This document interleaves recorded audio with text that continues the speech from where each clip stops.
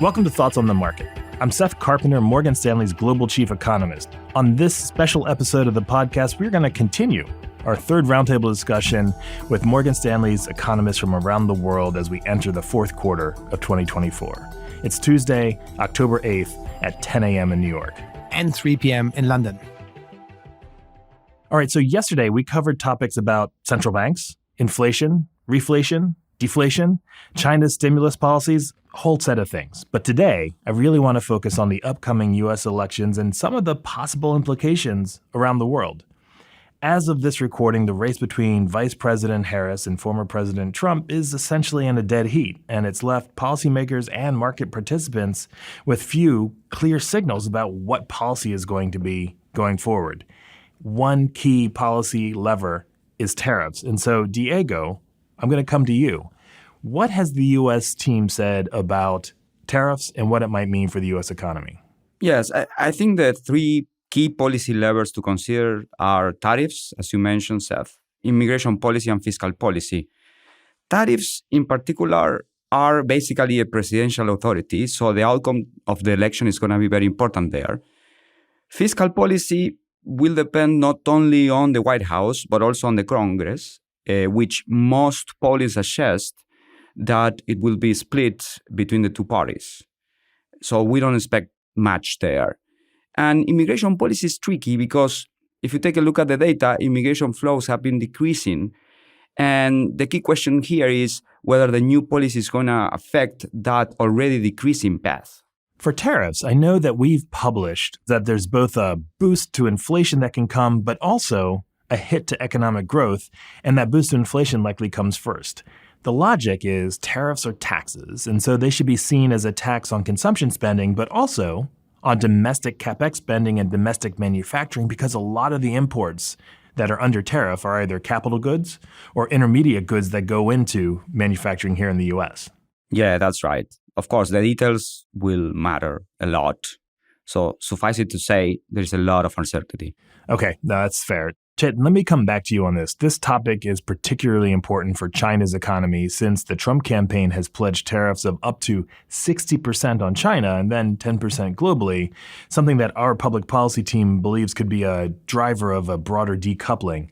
You've written a lot about tariffs, tariff structure, what it means for China, the deflationary path. Could you just elaborate a little bit for us? Yeah, absolutely. I think the timing of these tariffs, if they do come up in November or sometime in 2025, couldn't have been coming at a worse time for China.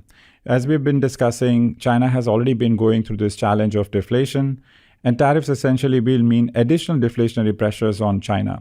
So that is one source of impact that we would be watching. The other would be what is the impact on global corporate confidence and China's corporate confidence. That can have additional negative impact in form of slowdown in investment.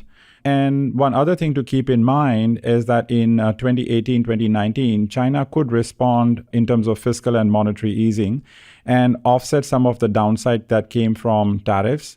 But in this cycle, considering the state of the property market, it would be very difficult for China to reflate that property market demand and offset the downside from tariff. So essentially, we think the tariffs, if they come in this time, could be far more challenging for China, particularly for deflation management. Of course, tariffs are global, and the Trump campaign has talked about not just tariffs on China. So Jens, let me come to you. Maybe there are some implications here for Europe as well. During former President Trump's administration, there were targeted tariffs that met challenges at the WTO and retaliatory tariffs on American exports to Europe. Looking back on what happened in 2018 and 2019, what do you think could be ahead in the event that former President Trump wins the election again? So the episode in 2018 could be actually a template, even though it's probably limited in scopes because tariffs were much more limited that were applied back then. We've talked about around 1% of total American EU imports that back then were targeted, while now we are really talking about, at least in terms of proposals, everything. So first to notice that when back then the impact was limited, it will be a little bit bigger now simply because more is targeted. And we think it could be around 30 basis points, shaping around 30 basis points of European GDP. Again, that's a very crude measure that depends on many things, in particular on also the retaliation. And here, for instance, we think the EU would, of course, like last time, file a complaint with the World Trade Organization, as a basis for then following negotiations around these tariffs.